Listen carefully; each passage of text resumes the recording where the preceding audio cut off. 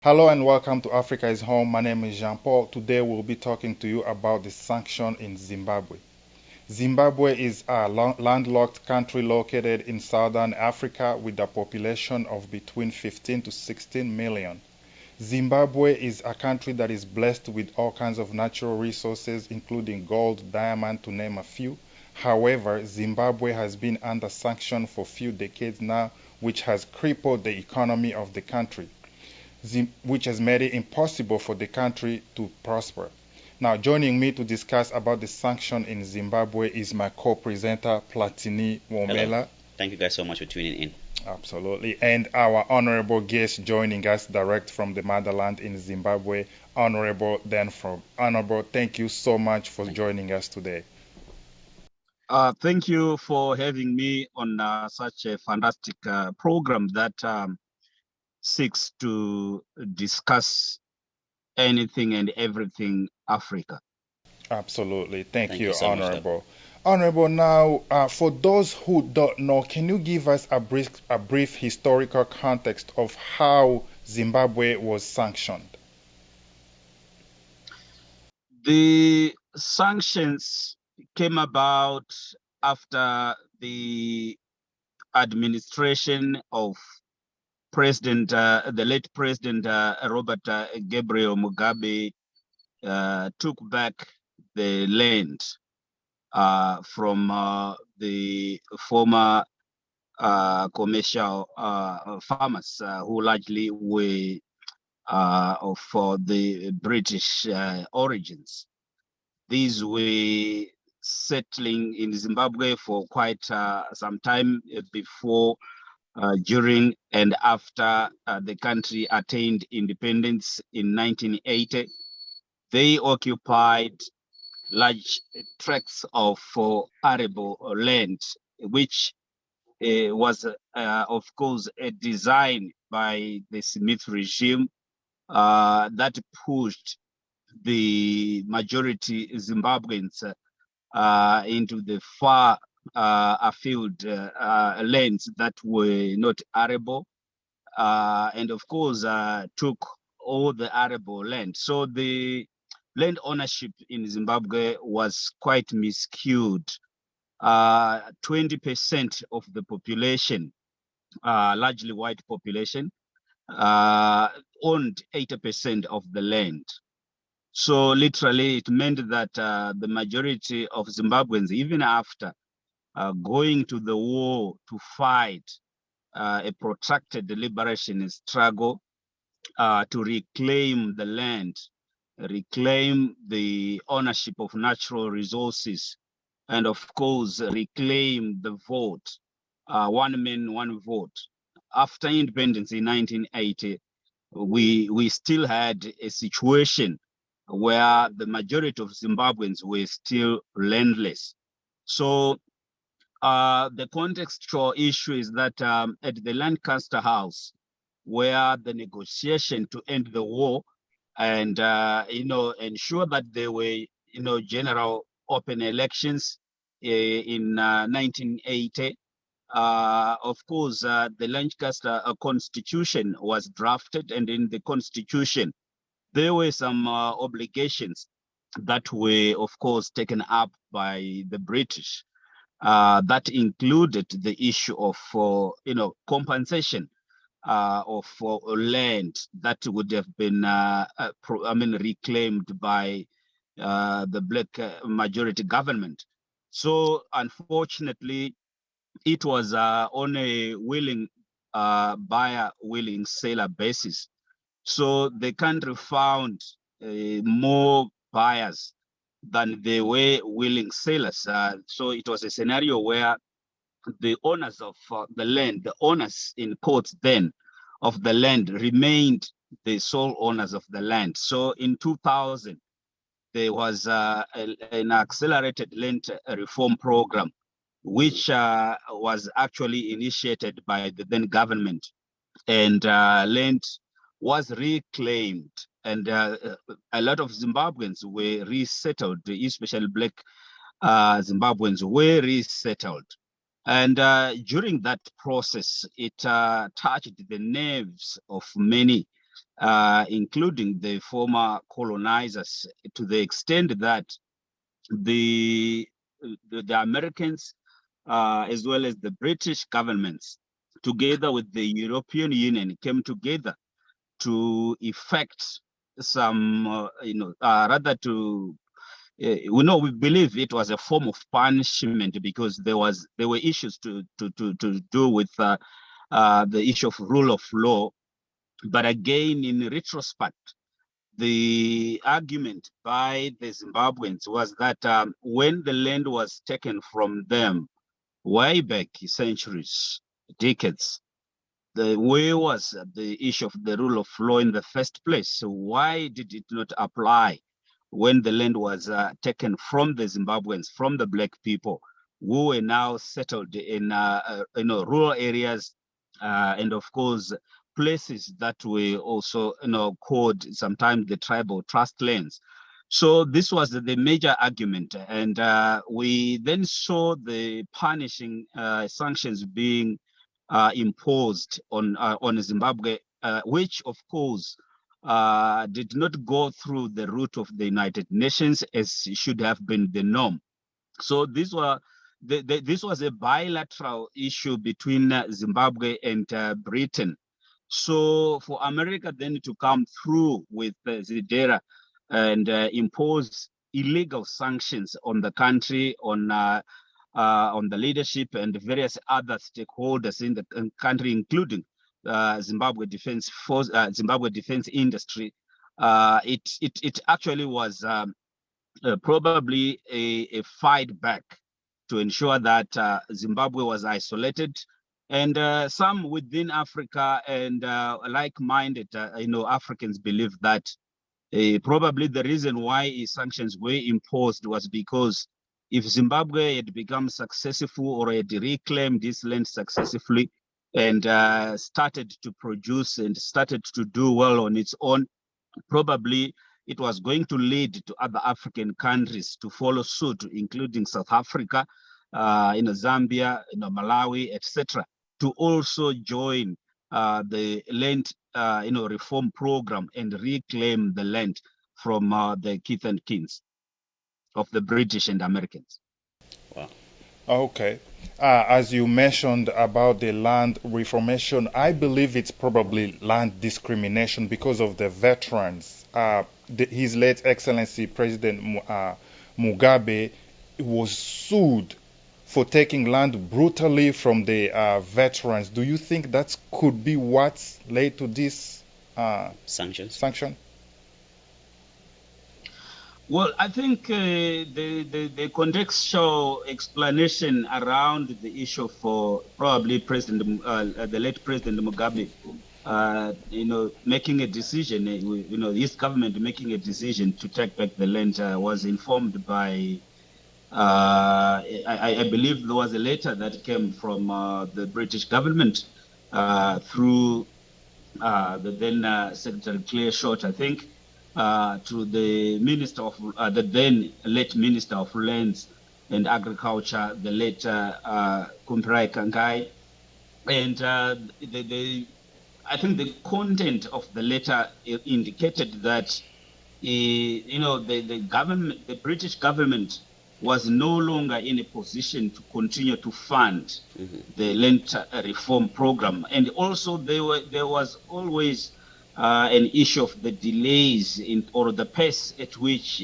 the land addressing or redressing the land question was taking because of the willing buyer, willing seller, program that was applied. So there was a lot of disquietness, a lot of anxiety by the majority of Zimbabweans who felt that the process was taking, much longer than was anticipated. Hence, there was now the reason by the then, the former president Mugabe to then forcibly take the land from the former British commercial farmers. Okay, and Platini, did you have a follow-up question? Yeah, I have a question for you, Honorable. You are the current and acting leader of the Association of All Zimbabwean Retailers. How are these sanctions affecting everyone under your umbrella? The issue of the sanctions, the narrative that is shaped in the Western world is that these are targeted sanctions. Mm-hmm. And in that context, it is meant for people to believe that the sanctions are simply targeted for the few people of authority and in leadership and in government, Mm-hmm. including the late former president, the current president, and of course some of the individuals within the Zimbabwe Defense Forces and the security structure. Mm-hmm. So the issue of the definition of the sanctions being targeted is quite relative, because the sanctions are not affecting those selected few or targeted, as it were. These sanctions are affecting the generality of the more and more impoverished Zimbabweans across the breadth. Why so? Because at the present moment, not able to deal or to trade quite easily with the Western or European countries because of the restrictions that still apply, and even local banks they are not able to have corresponding banks to deal with in other jurisdictions. And remember also, we use the United States dollars as a transacting currency, as well as our own local currency, the Zimbabwean dollar. But you will find that the bulk of the transactions, especially international transactions, they take place in United States dollars. So the clearing of for those transactions, when they have got to go through, has actually been very difficult, and if not impossible, and largely when there was a survey that was carried out last year into the beginning of this year, it is actually indicated that Zimbabwe has lost more than 100 corresponding banks, foreign corresponding banks that they have got to be dealing with. So I think what we have seen is the poor suffering.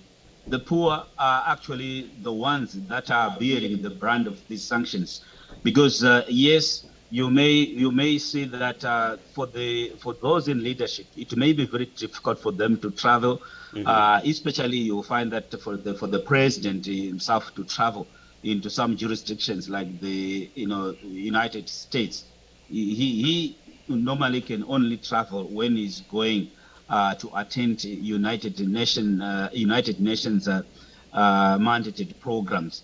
Outside of those, he is not able to go voluntarily, willingly, or otherwise, in order to probably meet, discuss, invite investment or engage for whatever other reasons. Because you see, the Second Republic under President Mnangagwa came through and, of course, committed to re-engage with all. Hence the mantra that Zimbabwe is an enemy to none and friends to all. So that is the basis of the operational framework of the current republic, to say we need to engage with everybody, each and every country, even those that were eastward in the previous administration. We still need to engage with them and ensure that we correct the relationships that may have been existing. Right. Now, Your Honorable, the Russian and Ukrainian war has affected the global economy. And I can only imagine what that has done to Zimbabwe, who has been under sanction for decades. Now, as you know, the inflation is at the highest right now. So, report has it that President Mnangagwa created a golden coin that's being sold on the global market. And I'm wondering how effective has that been in the economy of Zimbabwe? Yeah, indeed, the geopolitical crisis emanating from the Russia-Ukraine war has had a negative bearing on the economy of Zimbabwe, as it has also had in other countries, especially developing countries, where at the height of that war, rather at the beginning of the war into the middle, we saw that a lot of currencies suffered. Just like we saw here in Zimbabwe, currency depreciation, and we also had inflation skyrocketing, the prices of basic goods and services also escalating, and even the supply of certain goods, because remember, we take a lot of wheat from Ukraine and Russia, and we also quite dependent on the oil that come out of those countries. And if you look at even the prices of crude oil, the price of crude oil jumped because here in Zimbabwe we are not yet in the position to exploit the oil that we have from underground. There are some processes that are currently taking place with a key investor that is coming and doing a fantastic job in Zarabani. But if you look at wheat, growing of wheat in the country, it has largely improved over the past few years. With last year's harvest actually becoming one of the highest in as many years. So the local wheat is not sufficient. We've got to import, some quality, some different quality wheat from other countries and blend with the local wheat. Hence, the dependence on imported wheat, and we at some point it was actually a struggle for the people to get bread that come out of the wheat. So we were affected.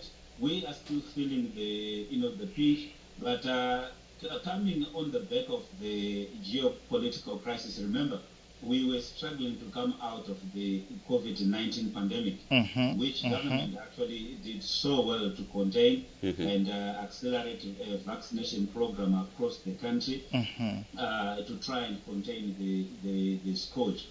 So a lot of resources, the budgetary resources, were committed towards fighting the scourge of the COVID-19 pandemic. So before we woke up we found that there was another crisis in terms of the geopolitical crisis, and alongside that, for the past 20 years, the 2 decades, we have been struggling to deal with the sanctions. And as we speak right now, Zimbabwe does not get international support in terms of through the Bretton Woods institutions, the Paris clubs, and even Africa Development Bank. So if it does come through, it of course comes through with serious conditions because of the risk factor, because Zimbabwe is considered to be a risk destination for investment or for capital because of the sanctions. So the sanctions have actually affected the doing business environment. It has affected the good standing of the country and its image across. So each one who wishes to deal with Zimbabwe would have to look at how practical can that be in the environment that Zimbabwe is actually under sanctions. And if you also check with most of the companies in the United States, they've got also to engage some legal minds, 2 or 3, if they have to carry out or to engage in a transaction with a Zimbabwean corporate or with a Zimbabwean company. That is a cost, and some just end up not even willing to engage or to go through such a rigorous process. And we've even seen that some who have been getting development aid or even resources to support the underprivileged people in society here, like the disabled, etc. They have actually found it impossible to send through whatever that they may mobilize within the jurisdiction of the United States to take it out to Zimbabwe. And every time there is a transaction that comes from Zimbabwe into any other country, given the fact that this is a US dollar and the clearing has got to go through New York, for example. So each and every time there is a transaction like that, it's red flagged. It has got to be checked. It has got to be. So the process becomes very long. And in business, I don't think there's anybody who wants to wait forever for them to get just a simple transaction to go through. Then they will end up, of course, going elsewhere. And remember that, Zimbabwe is landlocked, is central, of course, in the SADC region. But there is also Mozambique, there is Zambia, there is South Africa, there is Malawi, there is Tanzania. All those countries are also fighting for the same market in terms of our exports. So sometimes it becomes very difficult. Yeah, so even in the previous administration, there were quite a number of sanction-based programs that were introduced so that the country could be self-sufficient on many of the areas. And the issue of the the over-dependence really on the global north by the developing countries is something that African countries must seriously begin to think about. They've got to deploy their minds on extracting the resources that they do have in abundance, especially if you look at Zimbabwe. We've got more than 60 minerals that are ready for the export market, and that are also ready for any investor that may wish to come through. And recently, we also discovered lithium, in addition to many other minerals that are actually in the country, like chrome, diamonds, gold. Almost everywhere you go in Zimbabwe, you find gold, and there are a lot of artisanal miners that have received support from government as a way to ensure that, despite our lack of investment, foreign direct investment, we've got to utilize our own internal budgets to deploy resources into agriculture. Being an agro-based economy, there has been a lot of programs that have been deployed. For example, the Command Agriculture, the Presidential Input Scheme. We also have got currently we've got the Pumvuza program that was launched by the Second Republic. That is actually doing so well, and that has been credited for the good harvest that the country got last year. But of course, in between, there are challenges to do with the climatic changes, and that has brought some drought, conditions, and of course it affects, harvest in other parts of the country. But in the real context, Zimbabwe has actually surprised many by coming up with a lot of domestic programs and, of course, funding domestic projects out of its own internal resources. For example, right now there is a accelerated road rehabilitation program. A lot of the country's roads and the other infrastructure yet actually been dilapidated, and currently the Second Republic has done so well. For example, the Beit Bridge, Harare, Chirundu Road. It is actually a major highway that connects, many countries in the region from South Africa, and remembering also that South Africa is privileged with the Durban port. So a lot of goods that come into Zimbabwe, South Africa, Zambia, etc., come through that port, and they have got to be transported by road through Zimbabwe. And that road had been dilapidated, but currently it has actually been rehabilitated, and just like many other roads across the country. But those programs are taking place, of course, with internal and domestic funding. There isn't much of external funding that is coming through. And indeed, yes, China came through and supported the country in terms of other infrastructure programs, and of course other loans that also were extended. But largely, what we believe is that African countries, Zimbabwe included, should actually leverage on its natural resources Right now, we have discovered that we have discovered oil. In addition to the good land that we have, all we need is for the people to get a lot of support from the government and ensure that we turn around the corner and we continue to feed our people, just like the people are continuing to be fed. Yes, you may see, of course, the burden of the sanctions on the people through increasing poverty levels in both in the urban areas and of course in the rural areas. But I think if you look at the empowerment programs that have taken place, it is something that is quite encouraging, and it is something that even other African countries can take a leaf from. Yeah. All right. Honorable, I have a follow-up question for you. Like you rightly mentioned, a lot of people from like out of Africa would consider Zimbabwe right now as a high-risk environment for foreign investments. So, are there any local government programs that would support foreign investors right now in Zimbabwe?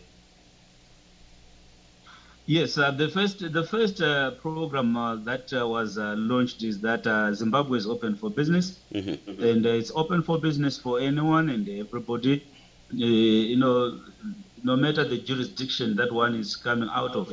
So that is one of the huge, mission statement, a vision that was, actually launched by President Mnangagwa when he came through. And we have seen a lot of response from the Arab world. We also have got a lot of companies that are coming through from Asia, and Nice. we also now begin to see a lot of other companies coming from the region, and as well as even other companies that are coming from Britain, the European Union, and even the United States. Oh, nice. We've got a lot of companies coming from Russia, coming from Germany. So I believe that what has since happened was to improve the doing business environment. And one of the key areas, surely, that a lot of investors were not happy about before was the issue of the repatriation of dividends, repatriation of profits. Previously, it was hamstrung because of the foreign currency situation in the country that was actually exacerbated by the country's lack of options in terms of the export market. But so far, it has since improved. We actually receiving a lot of diaspora remittances, and more than 1 billion, I think, comes from the diasporans. We also have got a lot of exports that are taking place. We export flowers, we export minerals, we also even began to export, skills. For example, Rwanda has come through. About 500 teachers have actually been taken up by Rwanda. They will be going to Rwanda and fill in the gap there and ensure that the Rwanda also pays Zimbabwe. So I think that is also coming from the context of the Africa Continental Free Trade Area that was signed by all the African countries, some time back. So it was a realization that Africa should not continue to depend on the West or the North. It should basically begin to trade within amongst the African countries. They have got to break down the borders and begin to trade more. So there is now realization that there is need to promote intra-Africa trade. And in doing so, we can take advantage of the more than 1.2 billion Africans that provide the red market for each and every product that can be manufactured. And there is also here in Zimbabwe accelerated reindustrialization program that is taking place, and that has seen other areas being demarcated, zones, that actually do not attract, taxes for about 5 years. After the investor has come through, you don't pay any taxes. Oh, You wow. don't Okay. also pay, labor also will be also cheaper. And one of the greatest advantages Zimbabwe has is that Zimbabwe has got very good people, very hardworking people, just like many Africans are. It is actually, a God-given privilege for us to be hardworking as we are each and every day, despite the socio-economic challenges Zimbabweans may face. their focus and their resolve has not been tainted. They have continued to focus on what is good for them, what is good for Zimbabwe, what is good for Africa. So I think the mentality and the mindset right now is for each and every African to ensure that they focus on what's good for not only for them, but what is good for the continent itself, because we are the drivers, the people that are the engine, the cog that is going to drive Africa into the next level. And remember, Africa definitely is going to be the next big thing, given the abundant resources Absolutely. that Africa has. Other countries Yes. have depleted Absolutely. their resources, but Africa still has a lot of resources. We are untouched. Unfortunately, we have had to export those resources in their raw form. And Mhm. here in Zimbabwe, there is a lot of programs in terms of beneficiation and value addition, so that at least we can add some value onto some of those minerals before they are exported.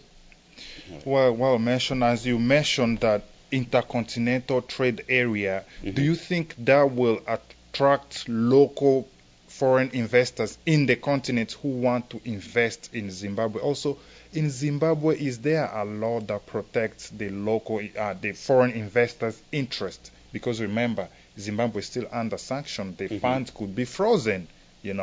So, is there a law that protects the foreign investor interest in Zimbabwe? Yes, indeed, there is a law that protects foreign investment, and one of Mhm. the key areas was that the government actually came up with, a policy that guarantees, repatriation of, dividends, repatriation of, of profits, because that was also one of the key areas.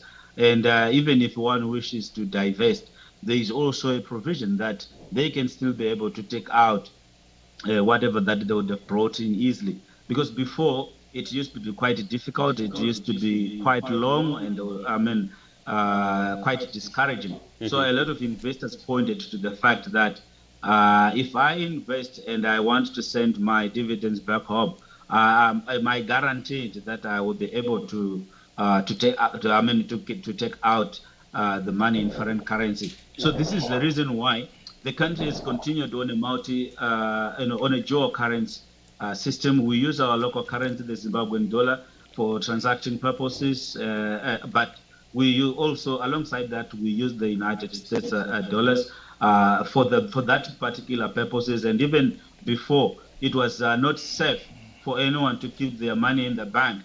You would find that if you take your money to the bank and then the next thing you want to take it out, the bank go best. But right now there are guarantees, because the minimum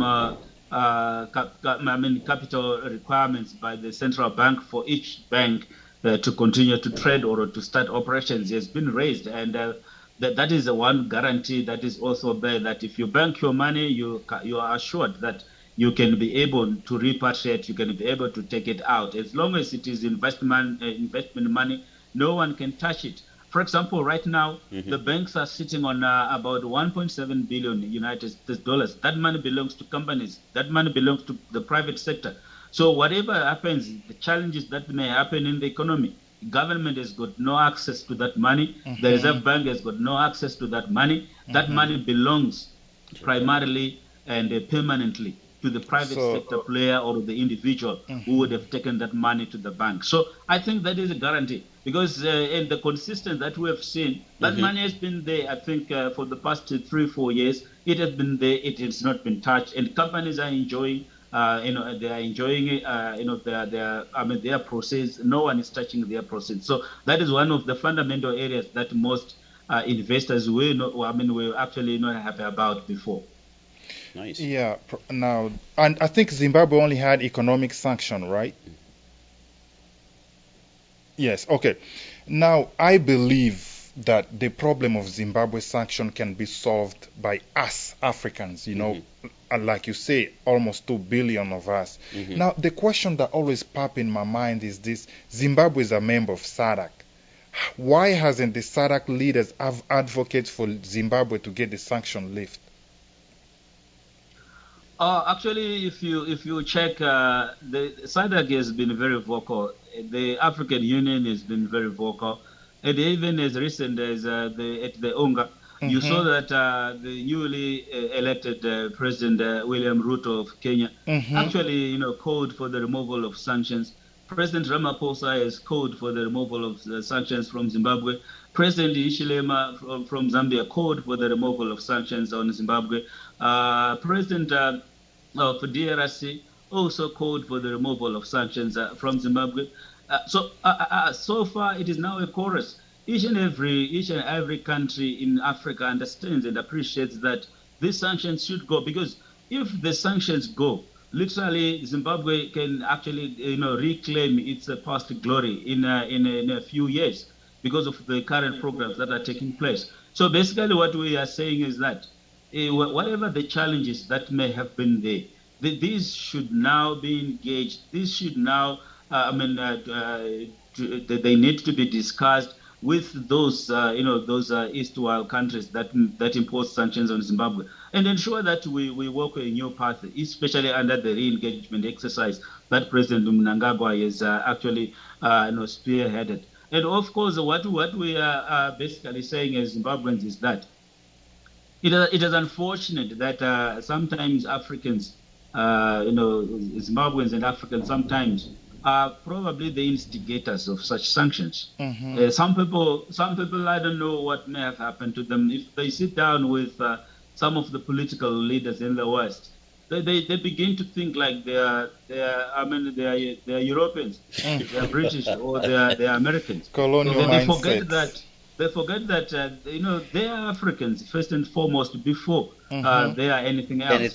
So sometimes they instigate for the continuation of the restrictions, and they call them restrictions, but they're not restrictions. These are sanctions. Because the American Senate, the Congress actually passed the law. There's a data law, and if something is such significant, or it's insignificant in retrospect, if it's insignificant, why would it need to go through Congress? Why would it not need to go through the Senate? So basically, it is at the instigation of some of us here in Zimbabwe and some of us here in Africa who still believe that we need to remain entangled under the yoke of the previous colonizers, or of the largely developed countries. I think the relationship between Zimbabwe and the United States must be founded on equal terms, on equal basis. There is no big brother anymore. Africans must bear in mind that they are viewed in the manner that they project themselves out there.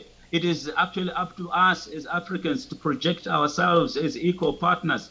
If you actually read the animal farm, we're not less equal. We are all equal, and we should now reclaim our standing in the global world. And of course, through the United Nations, we believe that efforts have also been carried out. There has been a lot of vetoing of other programs by Russia and sometimes by China, and I believe that those other countries mean well to the Africans more. And we believe that we need to ensure that at the end of the day, it is us Africans, other than other nationalities, that are actually going to take up the development strategy, the development agenda, and also even taking Africa to the next level.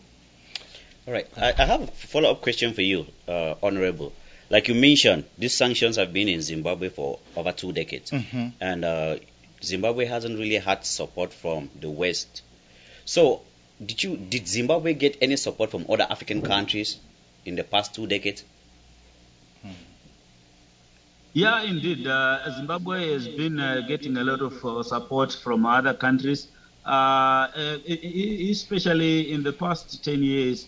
I think Africa has come to Zimbabwe's corner, and we have received a lot of financial support from other countries, and the Afrexim Bank has actually been quite supportive of Zimbabwean programs, and largely it is the reason why Zimbabwe continued to stand. Otherwise, if we had not been receiving that support, the country could have gone elsewhere. So I believe that even in terms of the support, in terms of maize imports, at the time that we've got droughts, and of course even at the time that we may not have sufficient money to pay for the for the grain, we have received a lot of support from other countries like South Africa, Mm-hmm. Zambia, Malawi, Mozambique, etc. So we believe that we of course more could have been done, but so far I think the message that resonates across Africa is that the sanctions are not only illegal but should actually be removed. Yesterday, they've probably they are not serving any purpose because they in an environment where you impose sanctions on the leadership or the rich, I don't think that they may feel the impact as much. But what it does is that the negative ramifications and the consequences of those sanctions affect the general poor.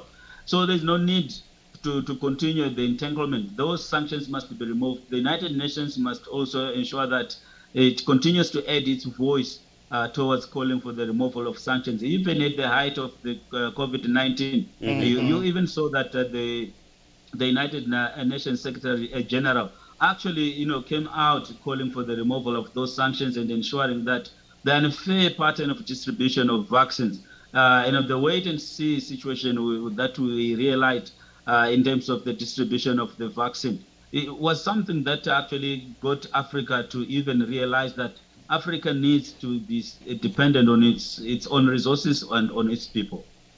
You Yeah. know, Monsieur Jean Paul and Honorable, you know, on this topic, I think it's about time that African countries and African leaders realize that the time has passed at which we needed to leech on the World Bank and we needed Yes. to leech on the dollar signs Yes. to get our countries forward.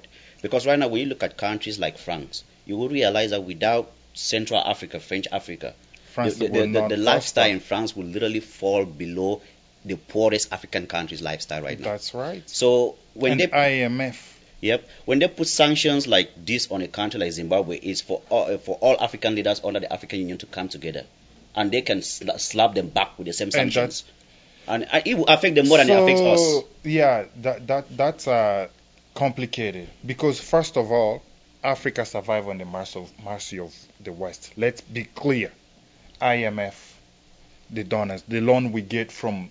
But we don't actually need them, though. That's something that we should be But we realize are by not now. self-sustainable. Look at COVID proved it. Like you're saying, we waited for them to send out the vaccine. We don't have pharmaceutical companies in Africa to produce the vaccine. Am I correct, doctor? Now we do have companies, but I think the issue Okay. was on securing the rights on the vaccine manufacturing. Hmm. But I think you saw even President Ramaphosa at some point at a meeting in Senegal. mhm. He was very furious, calling upon the West and the North to ensure that they removed the unnecessary entanglement that was stopping African countries from producing their own vaccine. And you Yeah. also look at the issue And of Madagascar. yeah, Madagascar actually came Madagascar up had it. with a yeah, vaccine, it was but Mhm. that vaccine arbor. faced a lot of resistance. Hmm. But Madagascar was actually quite adamant and clear that the vaccine just needed to get a lot of support Mhm. from African countries and Hmm. even from those big tech countries, so that it could actually be passed as a correct vaccine. So I believe that the situation or the issue of France that you mentioned, Mhm. the issue of the francophone and the anglophone, there's still a lot of over dependence on the former colonizers that has got to be unpacked, and that has got to be dealt with. For example, I believe that if Africa was going to come up with its own currency, if it was going to come up with its own bank, then and pull these resources together.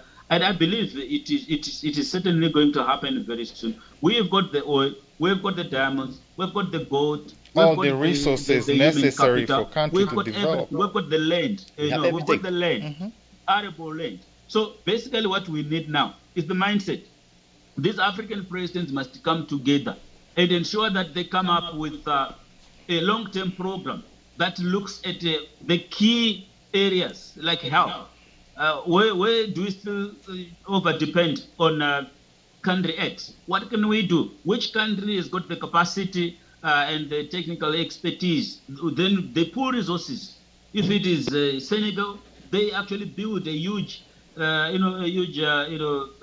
facility in Senegal that manufactures the drugs, other than for us to continue to wait and depend on the drugs that come in drips and drops at the wheels and whims of those that are deciding for us which drugs and how many, what quantity should we have. So I believe that it is time for Africans. Africans must wake up and smell the coffee. Africans must come together. Africans must unite for a common purpose. You know, sometimes I think different political ideologies and the silo mentality that was actually brought about by colonialism, by imperialism, because it was done for a purpose.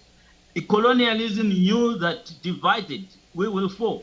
If we are confined into these little tiny borders, it was going to mean that you want to believe that you have got to do more for your own, inside your own periphery, inside your own border, and forget about the neighbor. And remember, one of the negative consequences of absolute capitalism is that it creates a lot of individualism. If right now my neighbor, his child is bitten by a snake, they can cry all they want while I'm enjoying in my own house, in my own yard. I don't have to care about my neighbor. I was speaking about this here in Zimbabwe, the issue for water supply and availability. You find that you drill your own borehole, the next neighbor drills another borehole, the whole setup. Each one has got their own borehole, but if they put resources together, they could come up with one big, facility that assists everybody. But there is a lot of individualism that we see, not only in society, but even at a country level. That has got to be removed. Countries must come together in Africa and ensure that they look at what is critical. For example, ammunition. We need to be manufacturing our own ammunition. If it is food, we need to begin to look at which country can produce more maize, which country can produce wheat, which country can produce these small grains. Then we support each other. That country produces more in surplus, sell to the next country at concessional prices. So I think that is the mindset that we need as Africa today. Yes, I agree with you with that to a certain extent, because if you're talking about the intercontinental trade, which is not anything above 15% in Africa, we don't trade with each other. Now, one of the theme of the free intercontinental trade area that the AU came up with is free movement, meaning Africans should have access to travel in the continent visa free, right? Now, is Zimbabwe open for that? Because Zimbabwe needs investors. They need Africans to invest so they can prosper economically. Is Zimbabwe open for Africans from South Africa, from Malawi, from Kenya, from Zambia, wherever in Africa, to travel to Zimbabwe visa free to register for business or to invest in a business? Is Zimbabwe open for that? Yes, Zimbabwe is open, and a lot of Africans come to Zimbabwe for holidays. They also come in to invest or look for investment opportunities or just to visit. And visas have been removed for most of the African countries. You actually have what we actually trying to work on is to work it in retrospect, to say, if I want to go to Nigeria, why should I still need a visa? Exactly. And if a Nigerian want to come to Zimbabwe, why should they still require a visa? Right. If I want to go to Sierra Leone, why should they require a visa? If a Kenyan wants to come to South Africa, why should they require a visa? So I think it was one of the issues that was actually discussed. I happened to attend the launch of the Africa Continental Free Trade Area in Rwanda, Kigali. I was privileged to be part of the the procession that launched the charter. And I believe that the issue of the currency was discussed, the issue of the barriers to trade, the barriers to movement, vehicular movement, goods movement, people movement, and on the issue of the currency, it was also quite topical. And so far, I believe there are a lot of thematic committees that are working on various programs, and I happen to be privileged to be part of, for example, the digital economy, thematic committee, and we've been discussing quite a number of issues and quite a number of areas. How can we improve cross-border trading? How can we improve e-commerce online platforms? More online platforms, and what are the African payment platforms that can be made available for Africans if they want to purchase goods? And I'm actually been working with quite a number of guys in Europe as well as in Australia, for example, in trying to make sure that sometimes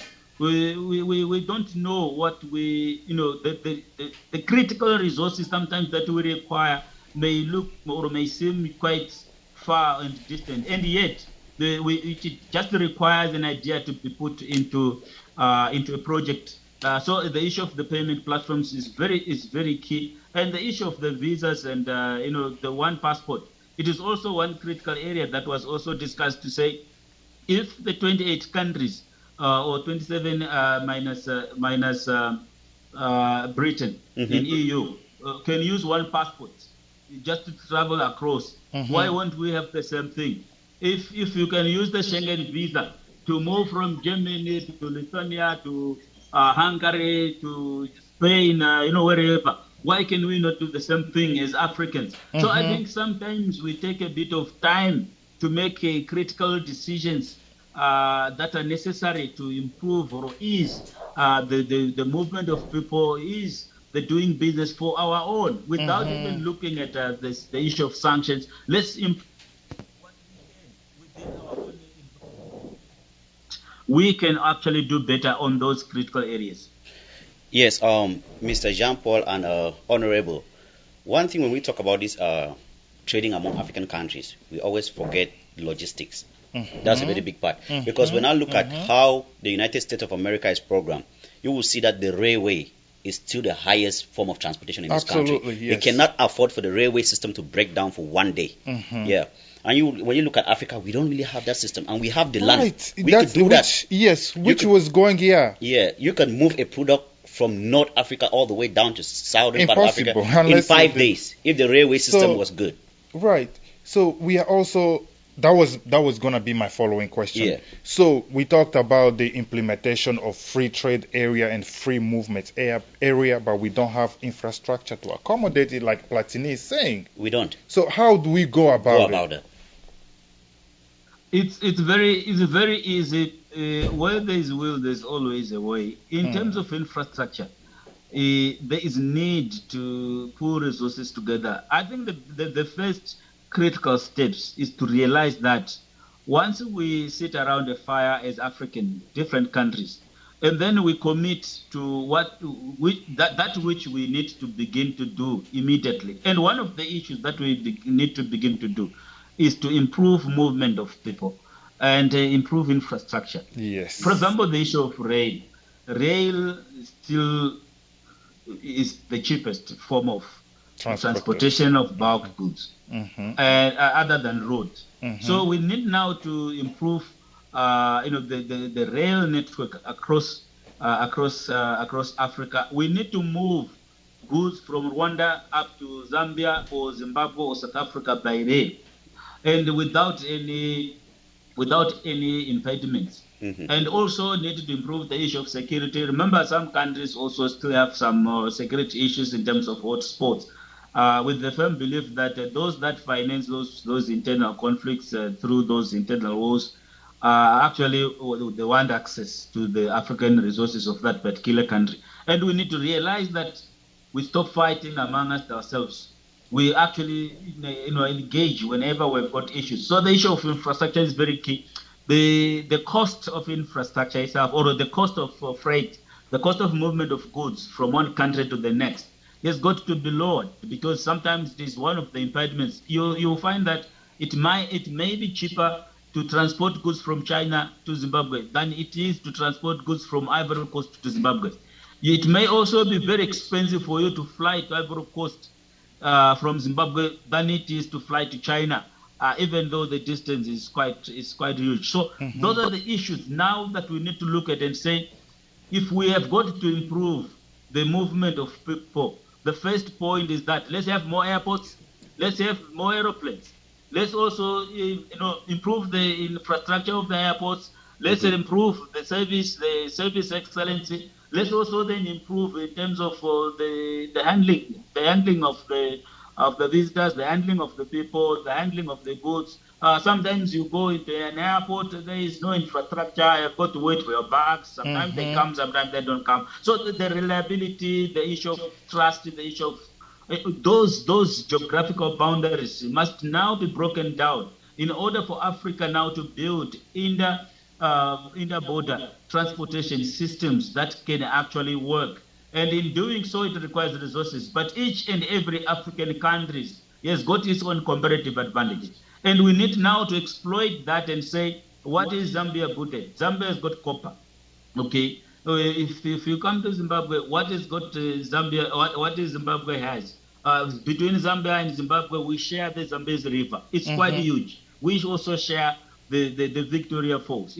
It's quite huge. It should now begin to be promoted. We need to see more Africans coming to Victoria Falls. But the cost of staying in Victoria Falls, the hotels, it mustn't be more than it is to stay in New York, for example. So what we are basically saying here is that sometimes we inhibit the trade itself or the movement itself by the structural issues that we still need to thrash out.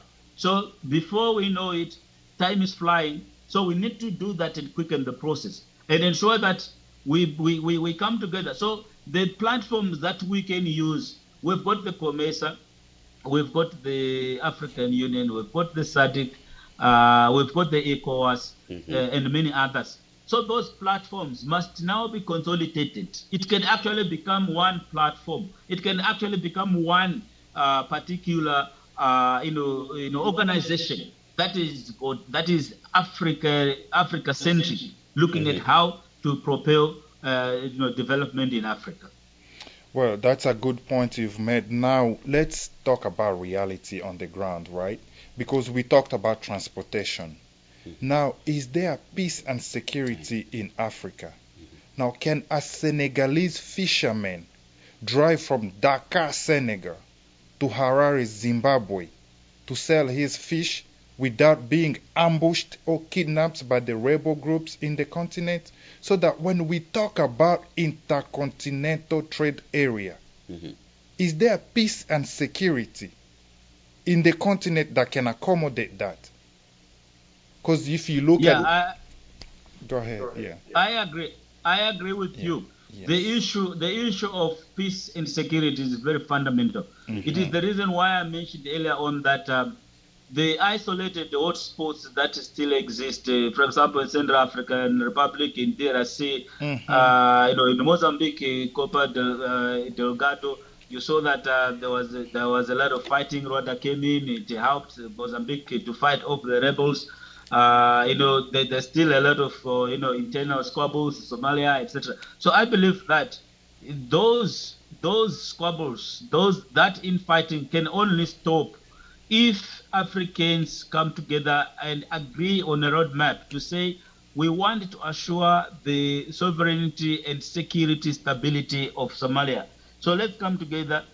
What does Somalia require for it to be stable, for it to not to have those isolated infighting, that is taking place? What does DRC require? You remember back then the former president Robert Mugabe, Hmm. and Angola, in South They helped Africa, DRC. Yeah. they actually went to the corner of DRC. Yes. When it was almost taken over, it was Hmm. almost run down and run over by the Yes. rebels. And Yes. Kinshasa was, the rebels were a few kilometers from Kinshasa. But Hmm. it took the Africans themselves to say, no, no, no, no, no, no. If this happens, then it means that it will give a resolve to the rebels and Yes. their handlers, and it Hmm. may actually begin to spring up in other countries. So it is the similar mindset that we are saying as Zimbabwe. I mean, as Africans, we need to begin to look at that and say, what platforms can we develop that which we can use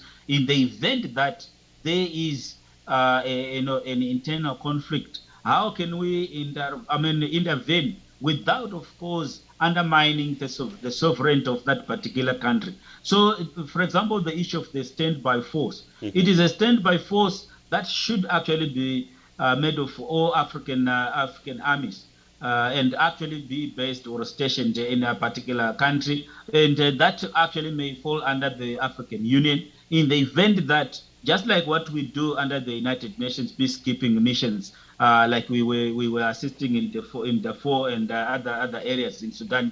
We need to have that happening, other than to wait for developed countries to come and intervene or try and give positions or influence positions out of a conflict. We need to begin to do that as Africans from our end.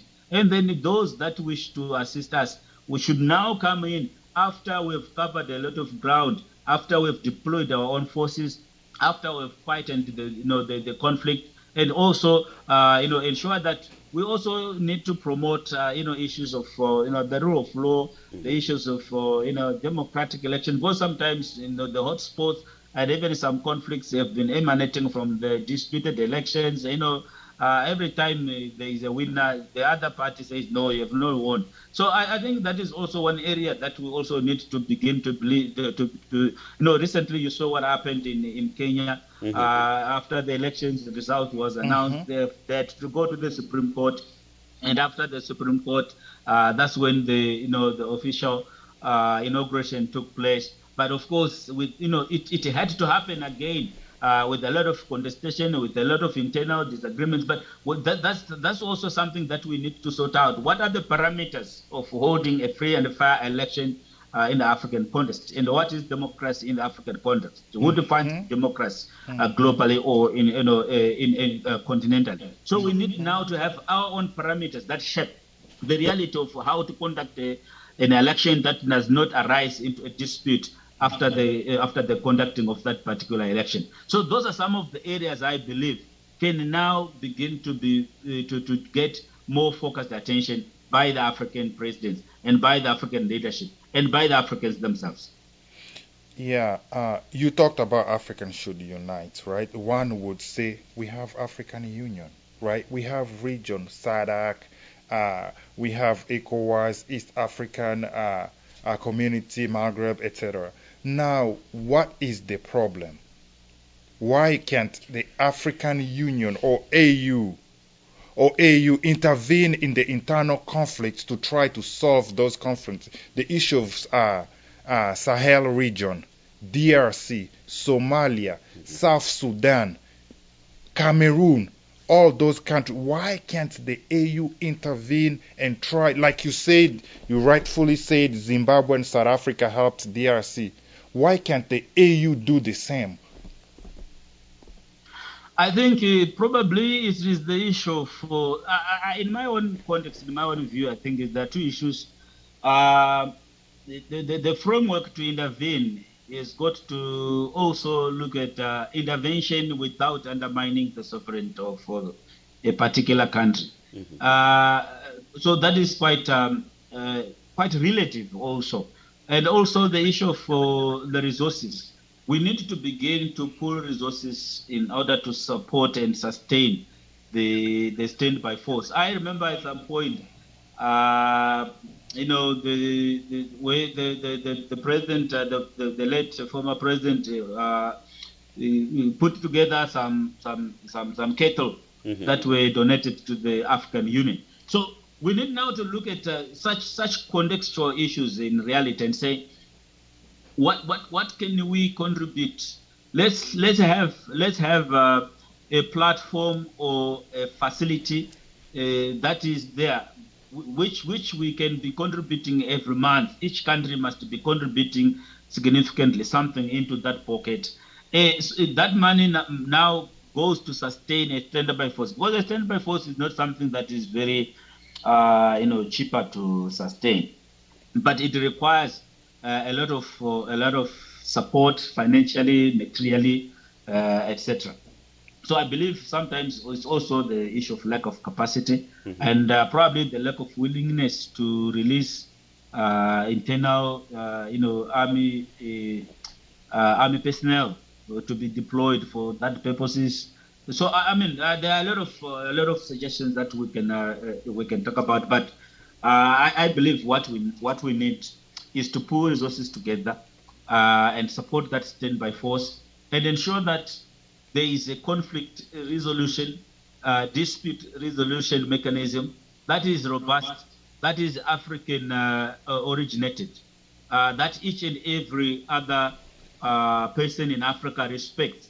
Its outcomes should be final and are respected, because these will be African outcomes, and it would have come through a rigorous process that either parties in conflict are actually assured that there's no bias and there's also no brotherhood, as it were, that may have taken place. So we need to begin to work alongside such mindsets to say what is the conflict resolution mechanism that we can put together, which does not create another conflict elsewhere, and what is also the dispute resolution mechanism. What are the legal instruments that need to be put together, and what are the moral instruments that need to be put together? The national contextual issues that need to be identified and looked at in respect to an intervention where a conflict has arisen. All right, Honorable, thank you so much for your time today. Before we wrap it up, I would love to give you at least 10 minutes of the time to talk about what you would like to promote on here today. Sorry, come again? I say thank you so much for your time today. Before we wrap it up, we would love to give you at least 10 minutes of the time on air for you to promote whatever it is you would like to promote, whatever you're working on. No, I would like to thank you very much. Thank you. For giving me this precious opportunity to speak anything and everything African. I'm quite fascinated and quite passionate when it comes to issues African. And I'm quite passionate about the underdevelopment of Africa in the context of the perennial development. For how long are we going to be called developing nations? And for how long are we going to continue to be called third nations? And for how long are we going to remain in the periphery? We are not in the periphery. We are in the thick of things. You know, that narration to say Africa is in the periphery, Africa is developing, Africa is underdeveloped, Africa is a dark continent. We need to begin to take up the mantle and go to the world and tell them the right narrative, the right African story from the African perspective, from the African context. If it is us that are viewing that as negative, then we need to unpack the negativity and turn it into a positive. And it takes Africans themselves to realize that until we come together, Africa will remain where it is right now, today, without development in most parts, impoverished. The resources coming out of the land, coming out of the soil, the good soil that we have, being exported in their raw form. But what are we getting in return? We continue to impoverish ourselves. The silo mentality for Africa should actually cease. We need to come together as Africans, because what we need now is we need each other more and more than before. Why? Because other nationalities, some have even told us that, you guys, Sometimes you're crybabies, you come to us, you always want to get something, you want to get aid. It's Say embarrassing. That's what aid killed is Africa. no panacea to Hmm. Africa's development.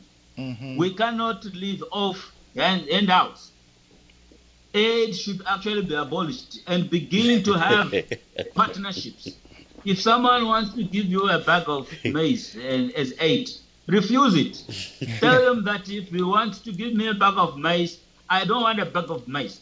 I want to go back and farm the maize so that I can feed more people in my community, other than for me to get a bag for my own family. Tomorrow, when that bag finishes, what are you going to do? It's like going to the neighbor to get a teaspoon of sugar. Of course, you will have tea that day. But if it finishes, tomorrow are you going to go and knock again on their gate and say, hey, I want some more sugar? Sugar is sweet, yes, but make it. We have no shame. Yeah. So unfortunately, that's all the time we have for today, Your Honorable. But before we let you go, what is the last word you would like to tell African or foreign investors to invest in Zimbabwe? The process, just briefly, because we are short in time here. First of all, I would like to call upon the diasporans, Africans that are living in other countries, to come back and invest in their countries. And in terms of Zimbabwe and Africa, it's the next big investment destination. The coming in of the Africa Continental Free Trade Area should actually work as a springboard to invite more investment coming into the country, given that Africa now has got a voice, a united voice, and it has got a population to back its claims of a market. 1.2, more than 1.2 billion people. So Africa is the next big thing. Investors should feel free to come through and invest, especially the case of Zimbabwe.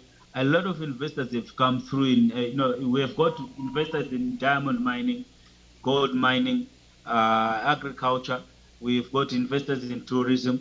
There are opportunities in tourism. There are opportunities in agriculture. There are opportunities in infrastructure development, and also ensure that those partnerships must be equal, on equal terms, on equal basis. Just that this is why in our case the Indigenization Act was removed. It actually enforced an investor to relinquish about 51%, and they remain at 49%, with 49% ownership. That has been removed. In Zimbabwe, you can come in, invest, and you've got 100% ownership of your investment without requiring to bring in a local into your investment, business or company. So I think those are some of the issues, and even the repatriation of proceeds or profits, dividends. It's now easier because government is guaranteed. It gives guarantees to an investor when they come in to say we are guaranteeing as government at the time that you want to take out your dividends or your profits, the government will facilitate that process. So now the investment climate has changed for the better in Zimbabwe. More and more opportunities are coming up, and we are happy to see even more and more Zimbabweans in the diaspora coming back to invest. And even locals that have continued to stay here, they are also investing in many areas that I mentioned earlier on. And Zimbabwe has got very good people. Africa has got very good people, and what they hear in international media is not true. We are telling the African story from an African soil. And if anyone wants to hear the true African story, they should come to us because we are living here. We have been living here. I've been living here for the past 45 years. I've not lived in another country. And I've traveled across the breadth of Africa. I've been to Nigeria, Angola, Malawi, South Africa, Mozambique. I've traveled even in Europe. I've been to many countries: Hungary, Spain, the United States. Next week we'll be going to the United Kingdom for an e-commerce summit. So we need to begin to look for new ideas. What we are seized with, we should stop politicking. We need to begin to look at what is good for Africa and pursue it. Let's germinate it. Let's bring it out into reality. Thank you. Thank you Thank so you. much, Thank you so Professor. much, Honorable. All right.